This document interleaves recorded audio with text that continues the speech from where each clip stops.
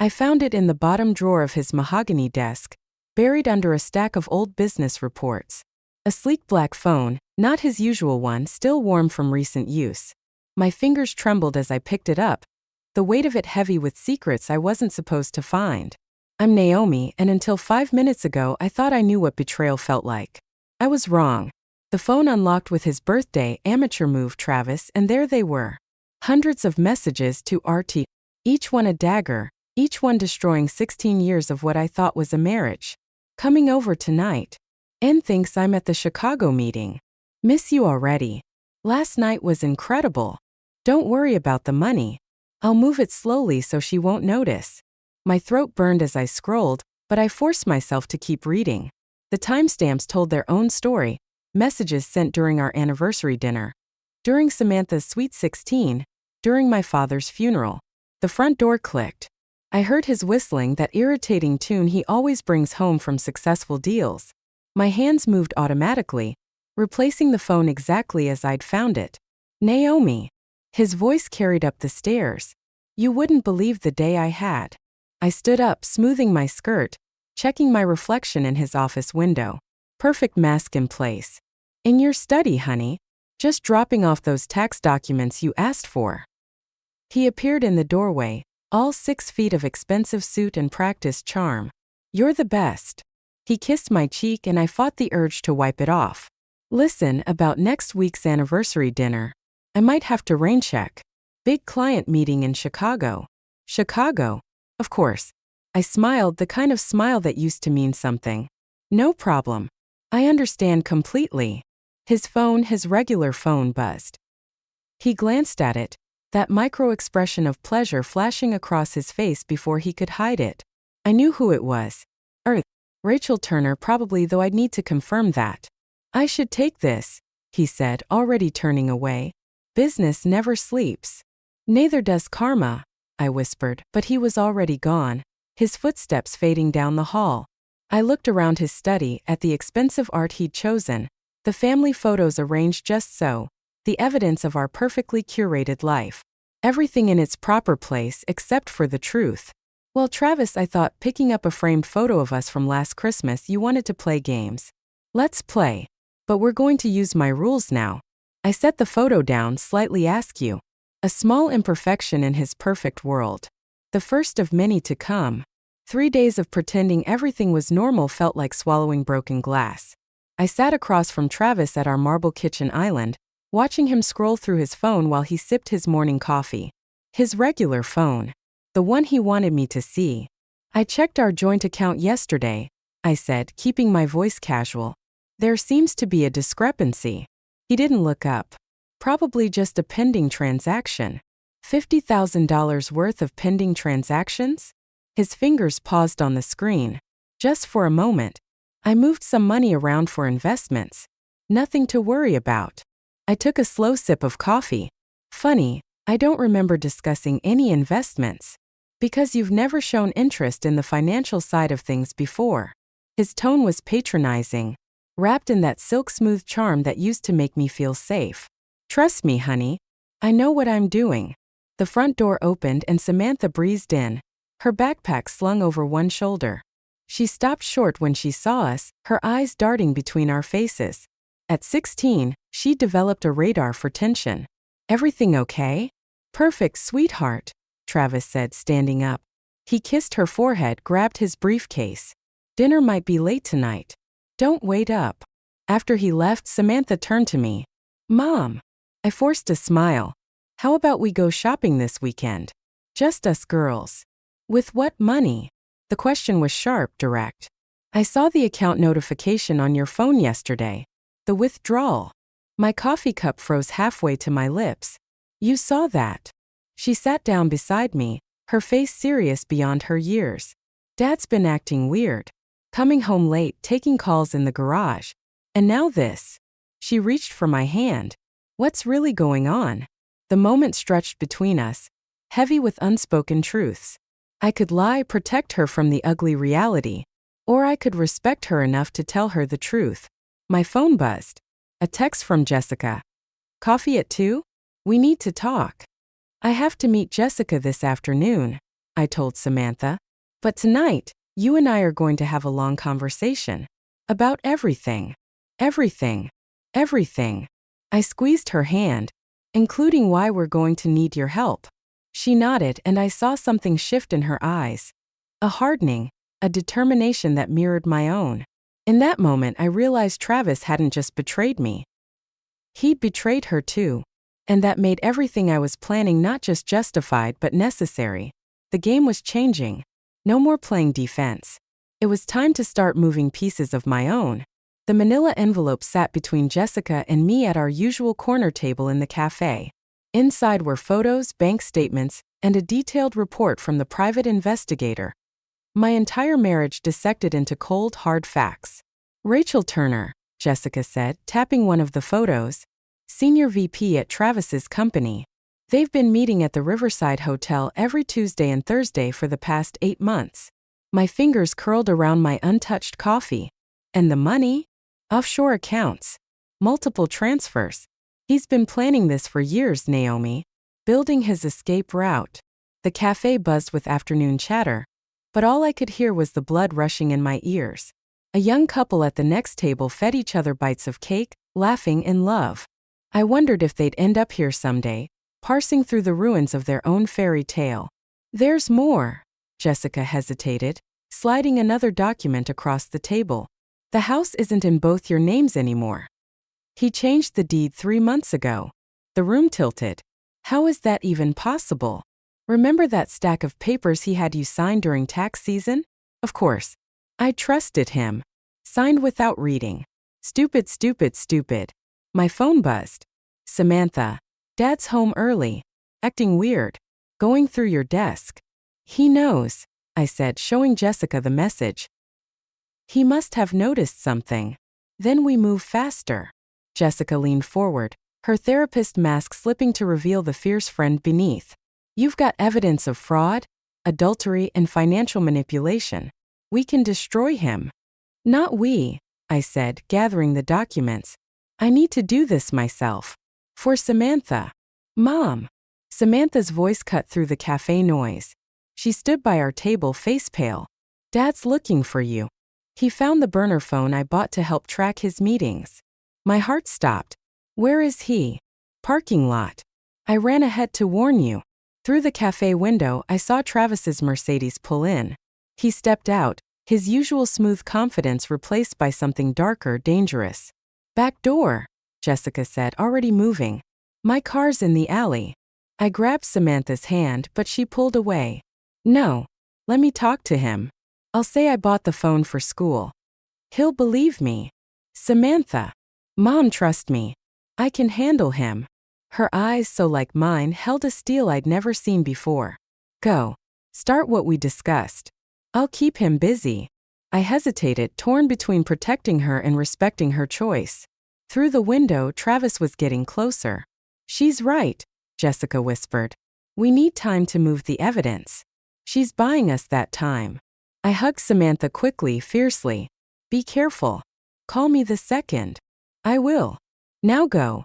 I slipped out the back door with Jessica, clutching the envelope that would destroy my husband's life. Behind us, I heard Travis's voice calling my name, and my daughter's steady response beginning to weave a lie of her own. Lucas Bennett's mansion loomed before me, a monument to old money and older grudges. I hadn't been here since Travis cut ties with his father 5 years ago. Now I stood at the front door, clutching my envelope of evidence like a shield. The door opened before I could knock. Lucas stood there, tall and severe in his tailored suit, white hair perfectly combed. I wondered when you'd show up. You knew. He stepped aside, gesturing me into his study. I've been watching Travis make mistakes his entire life. This one was just a matter of time. The study walls were lined with law books and family photos, ones where Travis still smiled without calculation. Lucas poured 2 drinks, handed me one. He's stealing from me, I said. From Samantha's future. From more than just you. Lucas pulled out a file. I've been tracking his company's transactions. He's been embezzling for years, using client accounts as his personal piggy bank. Rachel Turner's been helping him hide it. My glass froze halfway to my lips. How do you know about Rachel? Because she came to me first. He smiled thin and sharp. 3 days ago. Trying to cut a deal before everything falls apart. The scotch burned going down. She betrayed him? She's smarter than my son. She saw the writing on the wall. Lucas leaned forward. But what interests me is how she knew to start running. Someone's been leaving breadcrumbs at the SEC, pointing to Travis's accounts. My face gave nothing away. Interesting. Very. Especially since those breadcrumbs started appearing right after you checked your joint account records. He studied me over his glass. You're better at this than he expects. My phone buzzed. A text from Samantha. Dad's going through all the financial records. He's scared. I need your help, I said to Lucas. Not for revenge. For protection. Protection requires aggression, Naomi. Are you ready for that? Another text. He's making calls. Trying to move money faster.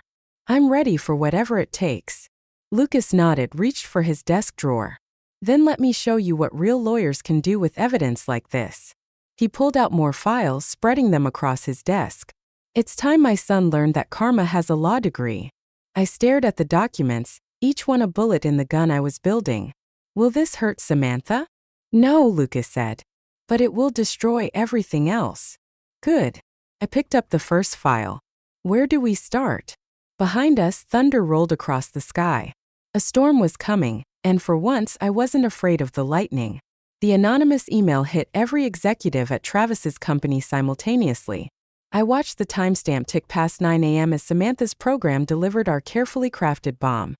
Financial records, transaction histories, client account discrepancies, all pointing to Travis's private accounts, with just enough breadcrumbs leading to Rachel Turner to make her sweat. It's done, Samantha said, closing her laptop. Dad's secretary just texted. The board called an emergency meeting. I nodded, my hand steady as I poured my coffee. The kitchen felt different now, less like a prison and more like a command center. How long? They're gathering now. Rachel's already trying to call him. The house phone rang. Travis's number flashed on the caller ID, but I let it go to voicemail. His voice filled the room, controlled but with an edge I'd never heard before. Naomi, things are complicated at work. Don't talk to anyone who calls. Especially not my father. Samantha's phone buzzed. She showed me the screen, a text from Rachel. Tell your mother to back off. She doesn't know what she's dealing with. She's scared, Samantha said, deleting the message. Good. The doorbell rang. Through the security camera, I saw 2 men in suits standing on our porch. Federal agents, just as Lucas had predicted. Miss Bennett. One held up his badge. We need to speak with your husband regarding some financial irregularities. I opened the door, playing the confused wife perfectly. He's at work. Is something wrong? Ma'am, we have evidence of significant fraud. Travis's Mercedes screeched into the driveway. He jumped out, his usual polish cracking. When he saw the agents, something dark flashed across his face. Inside, he ordered, grabbing my arm. Now. I pulled away. Don't touch me. You did this. He whispered, realization dawning. You and my father. Sir. One agent stepped forward. We need you to come with us. Travis's phone rang, Rachel again. He ignored it, staring at me with a mixture of fury and something else. Fear. You have no idea what you've started, he said. When this is done, I cut him off. You'll understand exactly what it feels like to lose everything you thought was yours. The agents moved toward him. Travis backed away, looking between them and me, his perfect world crumbling in real time. Samantha, he called out. Tell them. But Samantha had already turned away, walking back into the house. The door closed behind her with a soft click that sounded like the end of something, and the beginning of something else. Travis made bail in less than 2 hours. I watched through our bedroom window as his car pulled into the driveway at midnight, headlights cutting through the rain. He wasn't alone. Rachel Turner sat in the passenger seat. My phone buzzed. Lucas. They've frozen the accounts. All of them. Even the ones we thought were safe. The bedroom door creaked open. Samantha slipped in, her laptop clutched to her chest. Mom, something's wrong. The evidence files, they're gone. Someone wiped them from the company servers. Below, Travis and Rachel entered the house. Their voices drifted up through the vents, confident, almost amused. "Call Jessica," I told Samantha. "Tell her to activate the backup plan." "Already tried." Her phone's disconnected. Footsteps on the stairs. Heavy, deliberate. Well.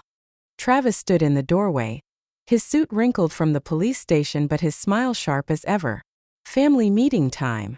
Rachel appeared behind him, perfectly composed in her designer dress. "The board voted an hour ago, Naomi.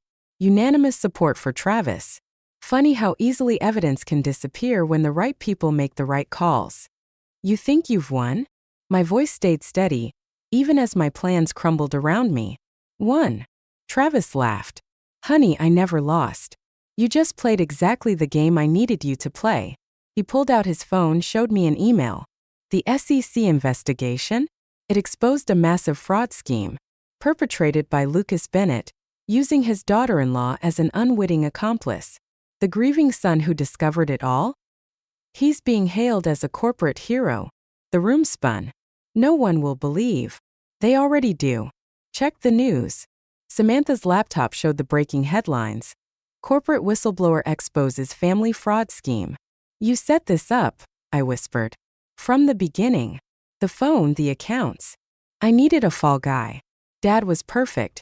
Everyone knows he's bitter about losing control of the company. And you." His smile widened. "You played your part beautifully. The vengeful wife, so easy to manipulate." Rachel stepped forward, dropped a manila envelope on the bed. "Divorce papers. Sign them tonight, take the settlement, and this all goes away. Fight and Lucas goes to prison. Your choice." They left us there, their footsteps echoing down the hall like victory drums. Samantha grabbed my hand. "Mom, what do we do?" I stared at the envelope, at 16 years of marriage reduced to ashes, at my revenge turned back on itself like a snake eating its tail. "We start over," I said, my voice hollow. "We start over, and we learn from our mistakes." But in the dark of our bedroom, with rain hammering against the windows, even I didn't believe it. The annual shareholders meeting buzzed with nervous energy. I sat in the back row, watching Travis command the stage like he always did. Rachel poised beside him like a queen. My divorce papers, still unsigned, burned in my bag. Samantha squeezed my hand. "Now." I checked my phone. One new message from Lucas. "Package delivered." "Now." Travis was mid-speech when the screens behind him flickered. His voice faltered as images appeared. Not the quarterly reports he'd prepared, but security footage. Him and Rachel in his office discussing the real numbers. The ones that proved he'd been cooking the books long before Lucas or I entered the picture. "There seems to be a technical," Travis started, but Rachel was already backing away from him, her face pale. "The SEC has questions about those offshore accounts, Travis," she announced, her voice carrying across the stunned room. "The ones you opened in my name without my knowledge."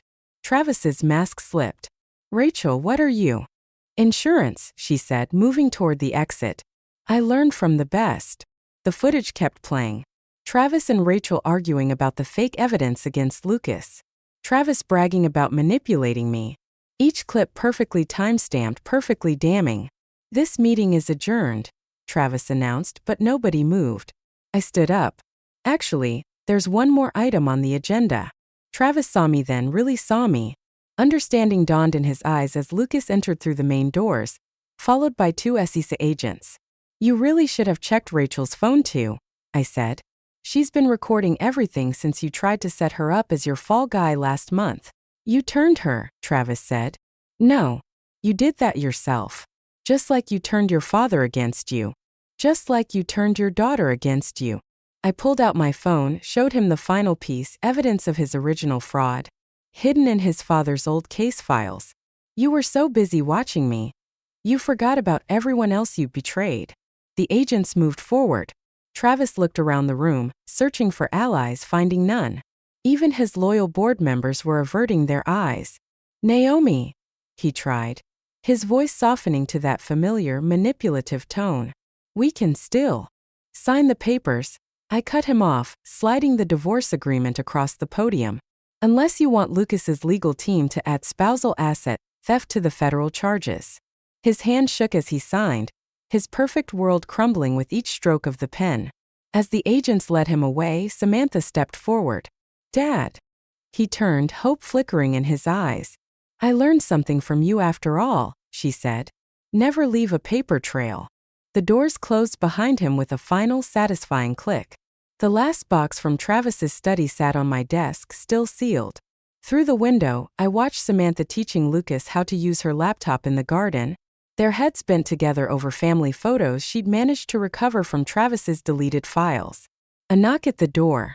Rachel Turner stood there, looking smaller somehow without her corporate armor. "The investigators found more accounts," she said, holding out a flash drive. "Thought you should know before the hearing." "I didn't take it." "Why are you really here?" She stepped inside, her heels clicking against the hardwood. "To tell you I didn't know about the other women. Before me, I mean. Or the money he stole from his previous partners." "That's not why you helped us." "No." She touched a framed photo on my desk, Travis and me on our wedding day. "I helped because he was going to make me disappear. Just like the others. Just like he tried to do to you." The implications hung heavy in the air. I thought about the gaps in Travis's history. The ex-partners who'd vanished from the business world without trace. "The FBI wants to talk to you," I said. "About those disappearances." "I know." She straightened her spine. "That's why I'm turning myself in. Some things are worse than prison." After she left, I finally opened the box. Inside, beneath stacks of business documents, lay a single envelope. Inside, a letter in Travis's handwriting. "You won. But you'll never know if you were the first to try." I crumpled the note but kept the envelope. One last piece of evidence for the investigators. Outside, Samantha laughed at something Lucas said. The sound carried through the open window, free and unburdened. She'd stopped checking her phone for messages from Travis weeks ago. Jessica appeared in the garden with a bottle of wine, finally back from her emergency vacation that had kept her safely away during the takedown. The three of them looked up, waving for me to join them. I took one last look at Travis's empty study. The space felt different now. Not a monument to betrayal, but a reminder of survival. Of choices made and prices paid. I left the crumpled note in the fireplace and struck a match. As it burned, I thought about Rachel's words. About the others who tried and failed. About how revenge and justice aren't always the same thing. But those were questions for another day. Right now, my family was waiting in the garden, and the future stretched out before us, uncertain but our own. I closed the study door behind me, leaving the ashes of Travis's final message to scatter in the breeze.